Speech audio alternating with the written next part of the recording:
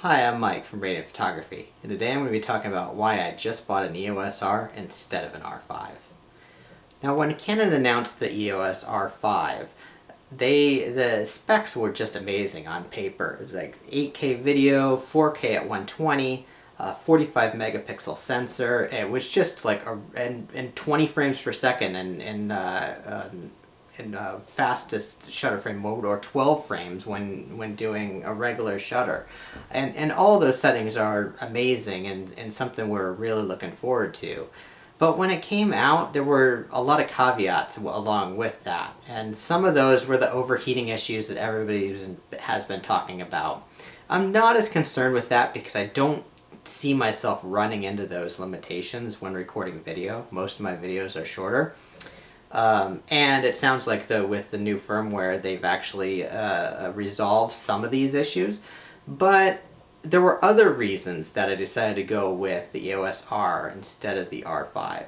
Now, the main issue was cost. When the R5 came out at $38.99, that was a stretch for me. Like for photography equipment, not just budget-wise, but was I wanting to carry around a camera that was that expensive, that I had invested that much in? Now, I insure my camera gear, and so if anything happens, if anything's stolen or something, I'm covered. But I still don't like when I currently have the EOS, the 5D Mark IV, and when I travel with that, it's an expensive enough piece of equipment that I do a double take. Like, well, do I really feel safe enough carrying all this equipment into this area? And I don't like having that feeling. With the R5, that'd be even worse, because not only are you spending $4,000 on a camera, but then when you combine the lenses in there and everything else, like, you're carrying around a lot of equipment, and I wouldn't necessarily feel comfortable dropping that kind of money on it. Now, by contrast, the EOS R, over Black Friday, they were having deals on the new models, and then through the Canon loyalty program, the pricing of it was amazing. I was able to get an EOS R and a 24-105 lens for less than the cost of an R6. And so it really, like, it was a good buy in that respect. And I was trying to think, well, is the R5 worth 3 times the cost of the R? And for me, the answer was no. Now, I used to do a lot more event photography, corporate events and so forth. But nowadays, most of my shooting is just as a hobbyist. And I decided that really there's a lot of things that the EOS R can be seen as limitations for professional photographers, but as a hobbyist, I don't see those as limitations. For instance, not having dual card slots on the EOS R. If I was doing professional, like a wedding event or corporate events, I would definitely want to have that second card slot to record photos to, and that way I'm covered if a card fails. But as a hobbyist, if I'm traveling with this camera, say, it really doesn't matter if I lose 1 day's worth of photos. Would I be bummed? Absolutely. But if I take a bunch of photos, at the end of the day, I copy them onto the laptop, and then those are covered. They're backed up. So that was one of the big things there, where it was no longer a limitation of the R. The other thing is that I've never had a card fail on me. I use SanDisk cards that are high-end cards, and for 10 years I haven't had a card fail. So for that respect, I mean, I'm not as concerned, especially since I'm not doing this in a professional, or photographing in a professional role.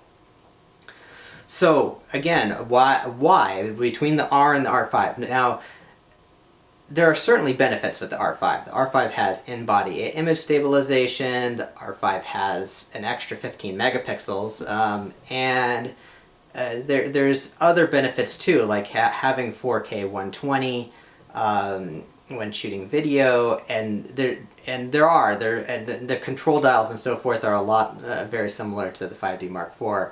So there are some key benefits there that kind of swing toward the R5. But for hobbyist photographer, is that worth spending 3 times the cost on? And for me, that answer was no. Now, the cost advantage of the EOS R over the R5 isn't just when it comes to the camera body. It would be one thing if I had some invested in RF system altogether, but I don't. All of my stuff is EF based. And so when I'm buying an RF camera, I'm definitely going to need to have an adapter, which I ordered the control ring adapter for that. But at the very least, I would want to have a small lens to take with me, like the general purpose lens to take with me on while traveling and so forth. I would want that to be RF. And for me, I chose the 24 to 105. I love how lightweight the 24 to 105 is. I love how it has a nice wide range, it has constant aperture, and the image quality is great on it. And so that I decided to go with that when looking at the RF system. Okay, so that adds another $1,100 to the price of the kit, and now you're at $5,000 instead of $3,900. The other thing with the R5 is that you have to buy all new memory cards. I have a ton of compact flash and SD cards, but I do not have the CF Express cards yet. And those are crazy expensive right now, especially if you want to do something with video where you're going to be recording a lot of big files. I would say the least you'd need is something around the order of a 256 gig card, if not more than that. And so when looking at the pricing of those cards, you're dropping several $100s just to buy a single card to record video onto. And so once you add the cost of that, adding the new batteries that are needed in order to record some of the higher frame rate video or the higher bit rate video, and then just having card readers and everything else. I mean, once you add all that together, the price was rapidly approaching $6,000. So for me to say, okay, I'm going to spend $6,000 on a camera, a single like general purpose lens and the battery cards and everything else, it just didn't make sense. And that's even before like switching all the other lenses, like getting a 70-200 and so forth. So for me, I was just like, you know what, this might not be the best thing. Now, I could wait a year or two, and I'm sure next year and the following year, the price is going to be dropping quite a bit. When I bought the 5D Mark IV, I didn't pay anywhere near what it cost when it first came out. But then I was looking at it, and I'm just like, well, in the meantime, though, I feel like I want to minimize doing the jump from Canon EF system to RF system. And the best way that I could do that was actually to order the EOS R. And so like I said, I got the EOS R, I got a 24 to 105, the f4L lens. And so the price of that was way, way less. So now I'm able to kind of ease into it. I'm able to replace some of my lenses and start working on making that transition while the price of the R5 is coming down. And in the meantime, I get all the benefits of the EOS R over the 5D Mark IV. I did a video, and I'll link it above, of the differences. When the EOS R came out, I was comparing it to the 5D Mark IV, and I'll link that above. They're very similar cameras. They have a very similar megapixel sensor, the same sensor as far as I know. And but there are some advantages to the EOS R. One is the eye focusing, like the face detection, eye detection, autofocus.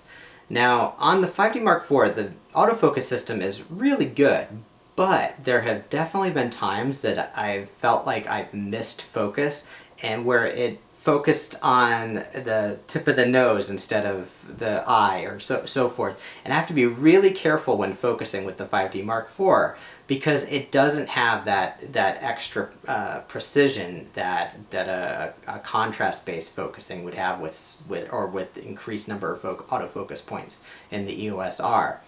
So that I'm really looking forward to when the camera arrives. The other thing is that the 5D Mark IV has a really high bit rate for its 4K video. It uses the Motion JPEG codec when recording video. And so really when I go through, like if I load in like a 64 gig card, that only records 16 minutes of video for me. And so I've heard that the EOS R has better codecs and lower bit rates for similar quality video, even when doing like 4K and stuff. And so that's another advantage of the EOS R system. Another thing is that I'm looking forward to being able to have the rotating screen. Not only when I'm doing videos like this. Right now I'm talking to a camera and I have no idea if I'm in a good position of the frame. I suspect that I am, but I don't have a visual confirmation. So having that flip out screen would really help for a video like this.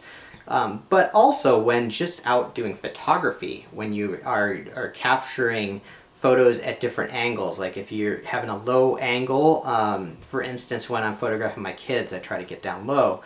But with that tilting screen, I'll be able to do that much more easily. And there's several of these benefits where it's a 5D Mark IV, it's similar, but it's just a little bit better. And that I think is going to be a huge benefit for me, just looking at it. Again, the drawback is that I'm giving up the dual card slots. And so for me, if I'm not doing a professional job for photography, that's not as big of an issue. So some might ask, why not the R6? The R6 is quite a bit cheaper than the R5. But the thing is, I've never, when reading the reviews on it and looking at people's experiences with that, it looks like a great camera, but it's not a camera I'm interested in. First of all, I'm mostly in it for photography, and so I'm a photographer first, then a videographer. And so when looking at an R6, to drop down to 20 megapixels, some say it's not a huge deal, and it's not. If you're using the full frame, 20 megapixels is plenty. But there are times when you have a full frame camera that you want to be able to just crop in a little bit because you don't quite have the reach with the lenses you're working with. For instance, when I'm traveling and I have the 24-105, I usually don't bring a 70-200 with me. And so if there's something that I want to photograph and 105 just isn't quite long enough for me, it's great to have the 30 megapixel sensor on the 5D Mark IV, and I crop in that little bit quite often. And so having that benefit is huge. The other thing that the R6 doesn't have is a shutter priority video mode. They have it where I've heard you can do full auto, and you can do full manual, but you can't set the shutter speed at like say 50 frames per second or 1/50th of a second when recording 24p video. And that to me is important. I want to be able to have that control. And I could use the manual, but the manual mode on it, but I'd rather not have to do that. Like sometimes I like just having auto on other aspects of the exposure.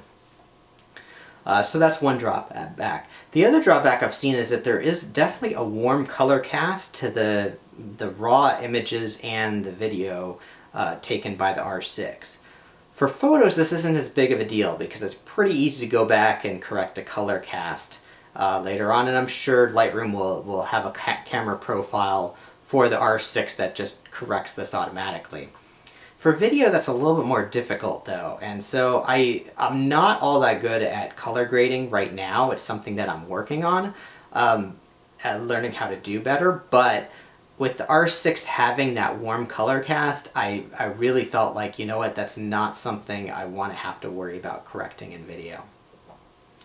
And again, the price. I mean, if you're looking that there are definite feature benefits of the R6 over the R, but again, I bought the R. The R was less than half the cost. Even with the 24-105, it was still hundreds less than the R6 is right now. And I decided that there really wasn't enough reason for me to jump up to the R6. And the final issue was that the R6 has a polycarbonate body, basically a hard plastic. And the one thing that I really like about the 5D Mark IV and the 7D Mark II I had before it was that it has the has a magnesium alloy body, and it feels much more sturdy. It feels like it's better built than having just a magnesium alloy frame and a plastic body on the outside. So those are the reasons that I really didn't consider the R6. Overall, I'm looking forward to getting the R and trying it out. I really would like to put together a video comparing it to the 5D Mark IV, so look for that sometime down the road. But I'm pretty excited to be starting to take this leap into the RF lenses and so forth.